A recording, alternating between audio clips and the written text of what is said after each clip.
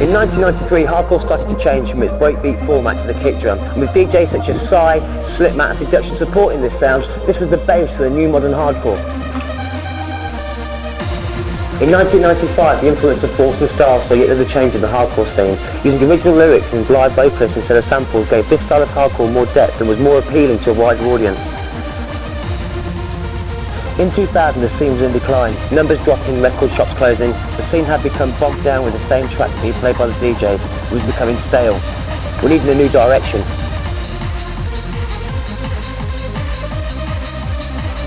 In the summer 2001, a collaboration between DJs Breeze and Styles produced a track called Future Set, along with Scott Brown, who owns Evolution. Tunes like Elysium and Turn Up Your Music were soon to show the rave scene the way forward. This was our new direction. More promoters are now featuring hardcore at their events. This in turn will provide breaking ground for new talent to rise and influence the scene.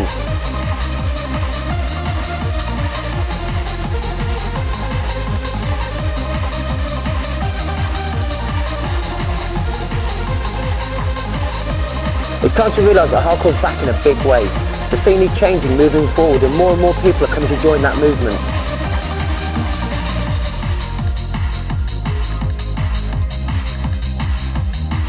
Ravers are now coming back to our arenas. With fresh new sounds and the quality of DJs and MCs at a level that's been previously unseen, it's no surprise that they're jumping arenas. And, as you can see, hardcore is making an impact in the world of media.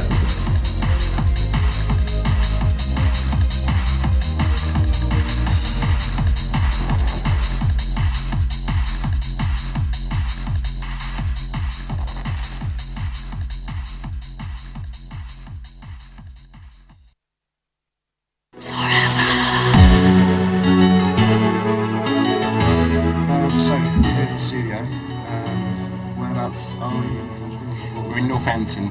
It's an ideal location for DJing because it's smack centre of the country. It's 2 hours to Manchester, 2 hours to Southampton, so it's great for DJing. I've been in this location now for about 4 years. It's great because my neighbours are sort of quite a long way away from me, and also anyone who lives close, they're out there as well, so again, all good.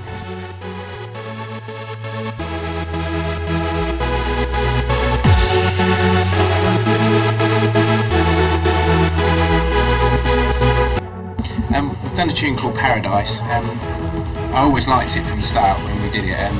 Matt came up with a really good line for the main riff. We sort of thought, this could be something special, but you never know when you do make the tune if it is going to work or not. But then when I started playing it out, I was like, God, no, this is going to be something special. So we actually come back in the studio and we worked even harder on it because we knew that it had the potential there. We got a friend in to sort of co-write the lyrics with Jenna. They sort of worked out most of the verses, and then we came in to work out more of the chorus line. It's just one of them tunes that for some reason it just seems to have really worked well. I've spent a lot of time getting the production right, and we think we've got it's really crystal clear, and I think that's really helps it as well. It's so clear. We've got a digital desk now, so we can save the mix downs, because I think the most important thing about a track is the mix down. You can have the best track in the world, but if the mix down isn't right, you've blown it. So we've got the little K-Rock monitors that seem to sort most of our problems out. When we used to have a pair of tannoy monitors before there, and they didn't really do the job, so we bought the K-Rocks, and everything's great now. So K-Rocks, digital desk, we use PC sequencing. This is a really professional bit of kit. This is what we put all the vocals through that we do with Jenna. It's called Focusrite Red 7. If you went to like a £1 million studio, sort of the real top end studio, this is what they'd have to do the vocals. So this end is like sort of real top end stuff, what we think really gives the tracks a little bit sparkle at the edge.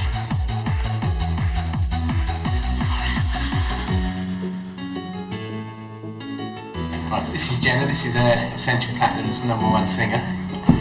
We've just recently done a track called Fires in the Sky that we've signed to Raven Baby. Seems to be getting a really good response at the moment.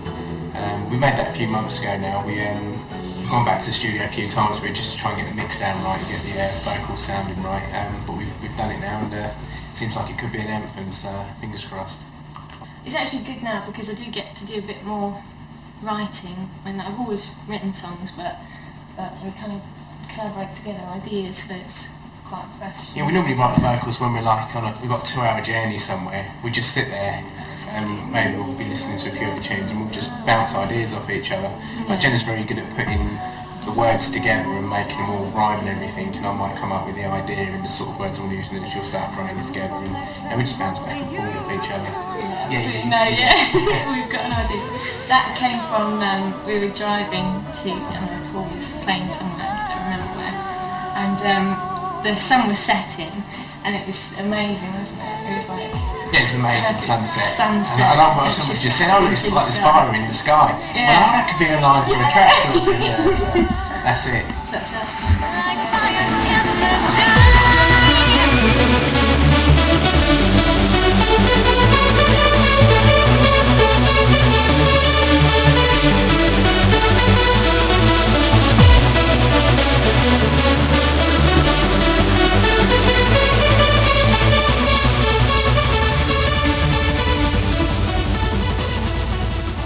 It was a little bit different with Paradise. We have actually brought someone else in to so that's another different type of the vocal, and he's been writing lyrics for years and years. So what happens is like me and Matt will go in and we'll lay down like bases of the tune, and then Stuart Russell came in. He was he's about 45 now, so he came in, and then Jenna and sort of Stuart got together, and then they just sort of worked out the melody together. Stuart actually did write most of the lyrics on that, and then we all sort of collaborated to get the melody right, and then we all sort of come up with a chorus as well, didn't we? That's like a joint thing. But it was just a bit of a different angle really, that tune. So we brought someone in who we don't normally do stuff with, just to see if we could get a slightly different sound, and it has seemed to work really well.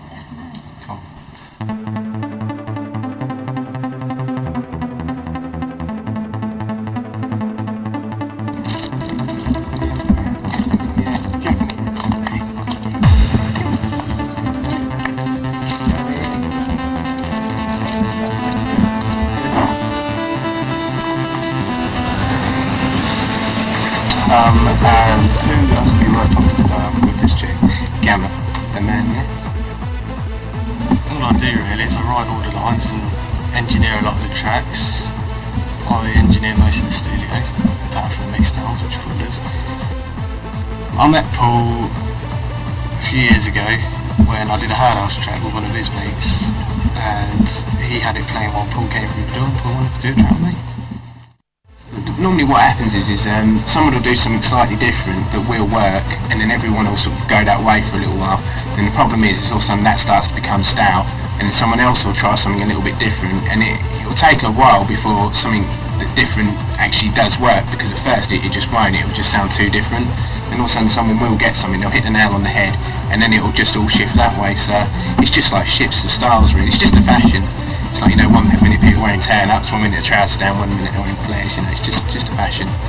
One thing is at the moment, we've definitely got something at the moment that the people love, so the worst thing we could do now is try and change it too quickly, because if that happens, all of a sudden people go, oh, what's happened to the music, we really love that, you've changed it, or I don't like this new style. So it has to be a very slow progression, something you won't even really notice. All we're trying to do is use a slightly darker sound in the beginning of the track, and then a more uplifting sort of break, and then go darker again, just so it sort of swaps it about. So it's not the guys like the dark side, and the girls are like the more uplifting side. That's the plan. God, I actually started making music when I was 15. The first track I ever did, it went to number 17 in the national dance charts, called Life's Like a Dance. And you wouldn't believe it, a guy called Paul Elstack sampled my vocal that I wrote and got someone to do, and it went to top 3 in the national comedy chart. Still like that now. That's the problem with the music game, it's an absolute nightmare trying to get money out of people. You've got to be careful.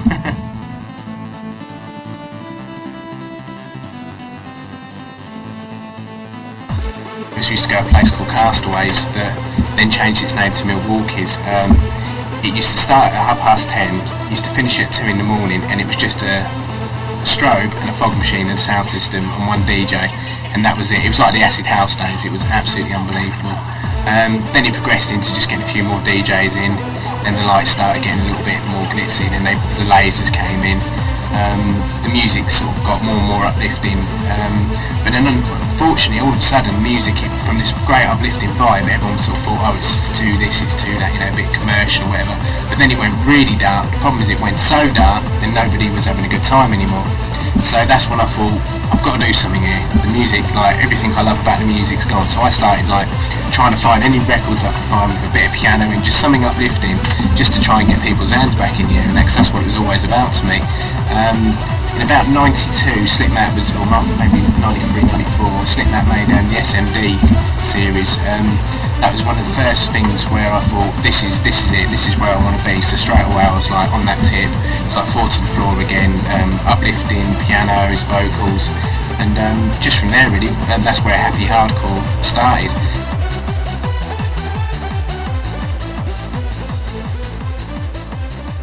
But Hardcore Open to me is most probably the most important event that's going to happen this year, because it's going to be the first hardcore event to have happened over the last 3 years. If this doesn't go well, then it's like hardcore isn't back yet, but we've had a ticket count, and from what I can make out, it's going to sell out.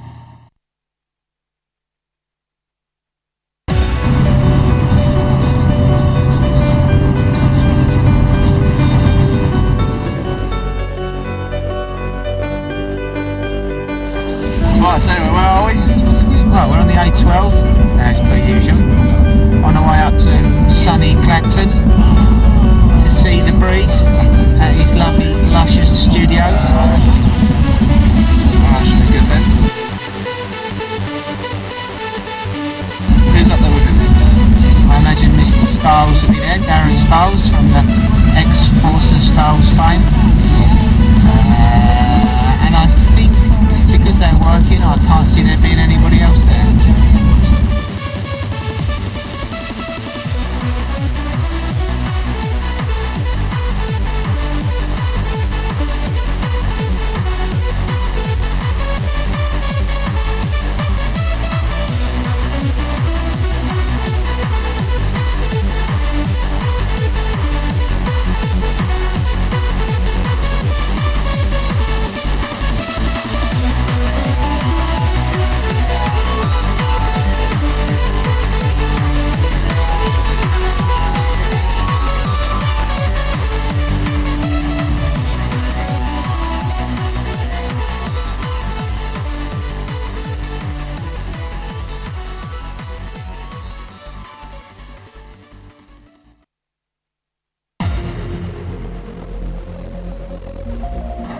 Alright, we're in Walton-on-the-Naze, Clacton. We're down in the studio today, getting some bits ready for Hardcore Oven, getting some remixes finished and done, so we can get them played out. My name's Darren Styles, 27 years old, born in London, moved to Clacton-on-Sea when I was 7. Got into music probably when I was about 6 or 7, bought my first 7-inch record. Yeah, this is Styles' studio. My studio's in Ipswich, but we do a lot of the vocal production and that sort of stuff here because there's more space.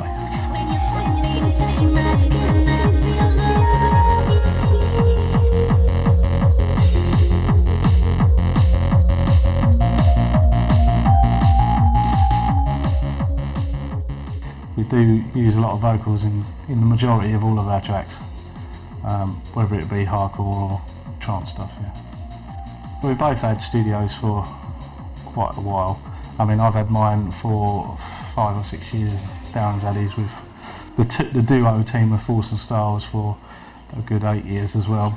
And since Darren's bought his own place, he's moved all the stuff into it and built his own system, which is pretty much exactly the same in every detail, software, hardware wise as mine.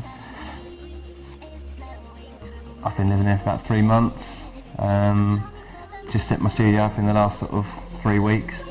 Run exactly the same studio as Breeze, because obviously we work together closely, so either I work in his studio or he comes and works in my studio, and then it's the same, so we can, you know, work together easily.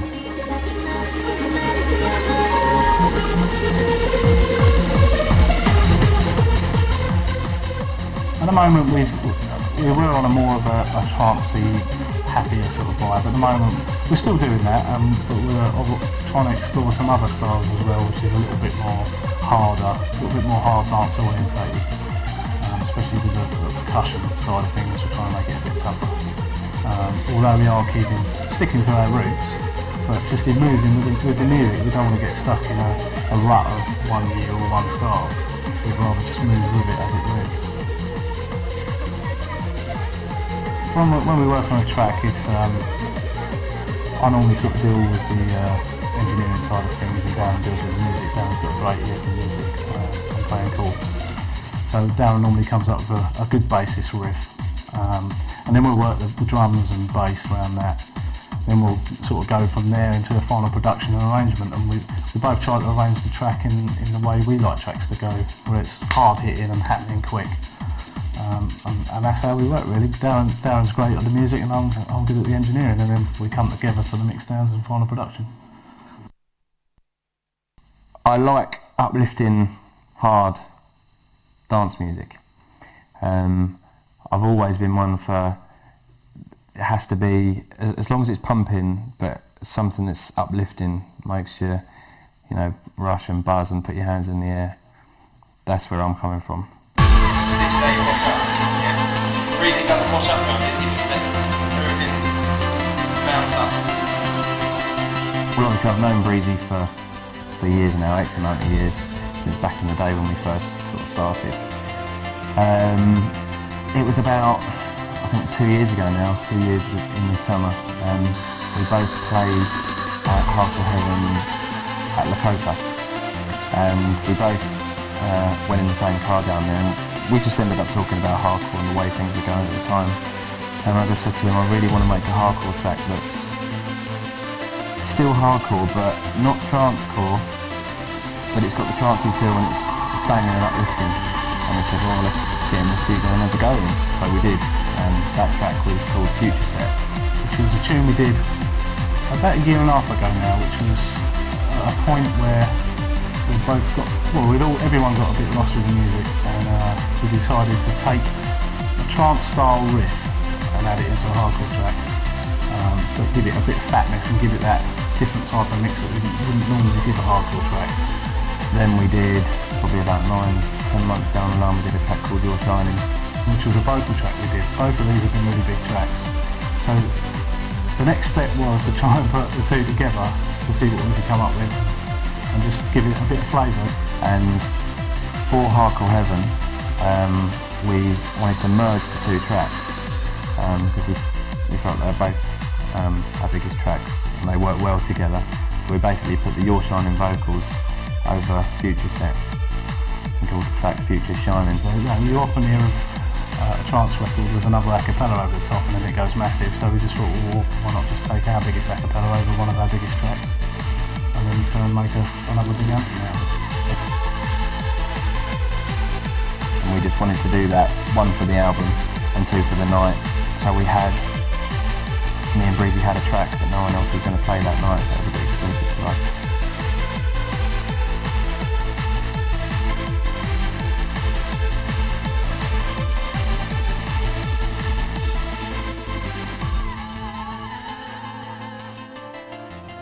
It's really, an amalgamation of different styles, because we don't just listen to hardcore, we listen to trance and hard house and a lot of hard dance as well, so all them styles are sort of thrown in the pot and we come up with things like that.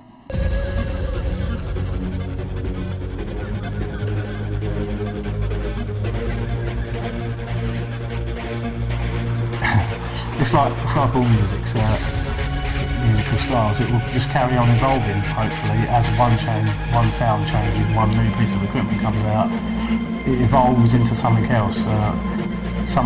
Sometimes it might lose its way for a little bit, but it always remains underground and then evolves into a new sound.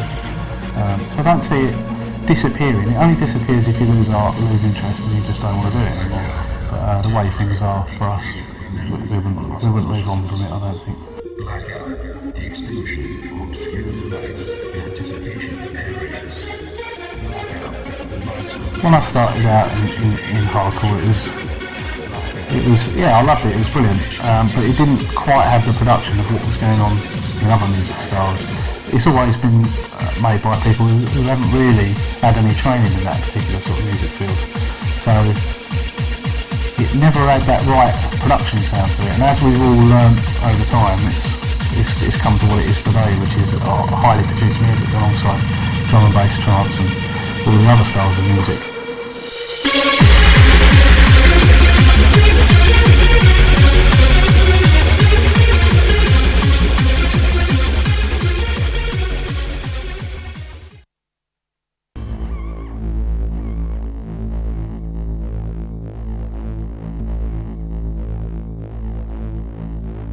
Now everybody to the dance floor. Hello, my name's MC Storm and tonight we're back at the Sanctuary for what can be only described as the mighty return of hardcore heaven. Tonight we're catching up with the DJs Breeze and Dougal because the ones on the street, they've got the best tunes and the freshest tunes. So home side, get ready, as tonight we take you into the world of DJ Breeze and DJ Dougal, and this is Hardcore Heaven. We are back 2003.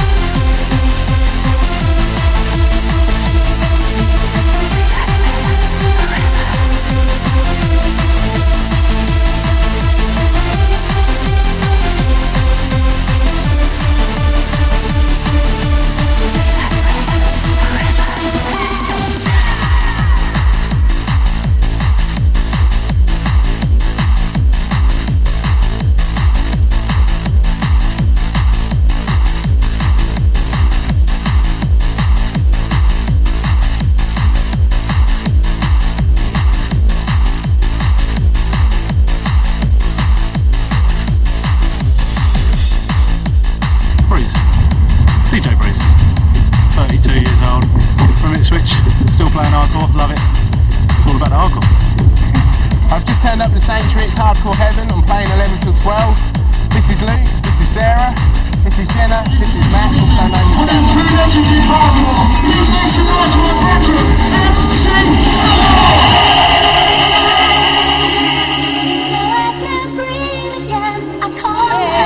Forever! Come on! Hardcore will never die, ever! I'll hold you close. There's fire in my soul, so run to me again. I feel you, I want you. I know your touch is all I need. I'm waiting, you're shining. I feel you, I want you.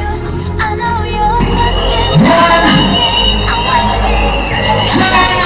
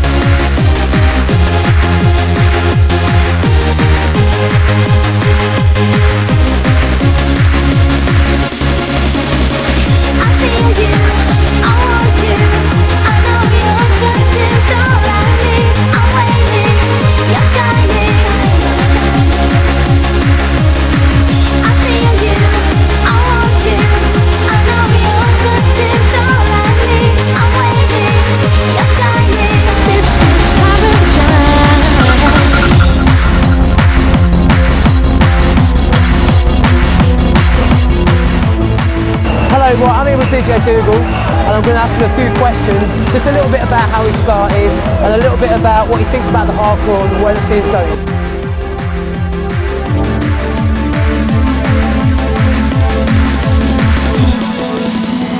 Daybreak begins. Well, I've been in the scene now for about 12 years. So I used to set up sound systems at acid house parties, and then from there I got my own deck, started to mix, and it just went from there. Don't believe in my dad used to be a DJ many years ago, and then when I first got my first break, because I couldn't drive, because I was only like 15, he came along with me and he used to drive me, so you know, he's been with me ever since.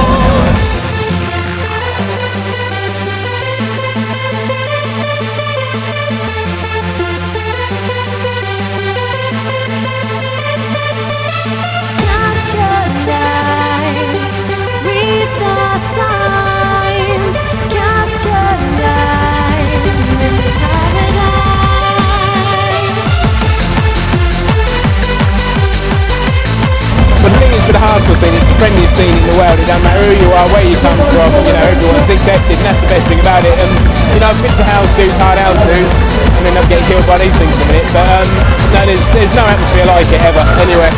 Woo.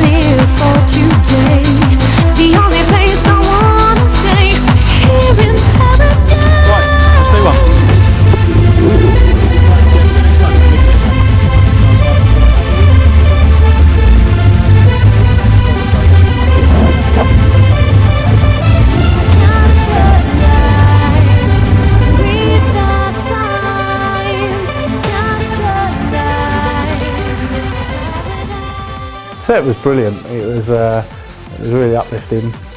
The crowd were absolutely going mental. It was a peak time to play, 12 till 1. So yeah, reflecting back, it was great. It was really brilliant. Yeah.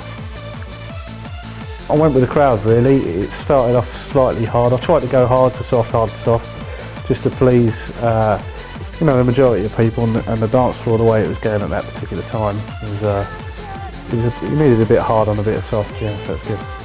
No, the sound system was great. It looked like I put extra sound in there tonight. It really did kick, so it was good. It was good for the punters. They seem to notice it when there's a lot more sound in there. There's a good production.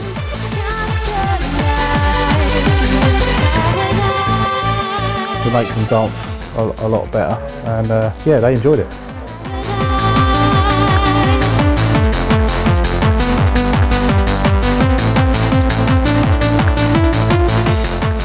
I deliberately left Your Shine until about 6 records in, and yeah, it did go down. It was the first airing, so it was a bit nervous to see how it would go down, but they went mental. They responded to it really well, so it's great.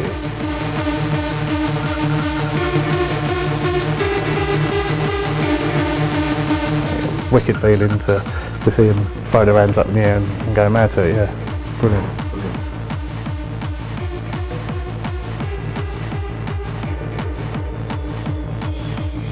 Yeah, I noticed the production was really good. It was above standard for hardcore heaven. It was a bit of a comeback for them to show what they could do, and they have, you know, really put the icing on the cake. It was a good production, good night, and I think the majority of people enjoyed themselves. So it's all good.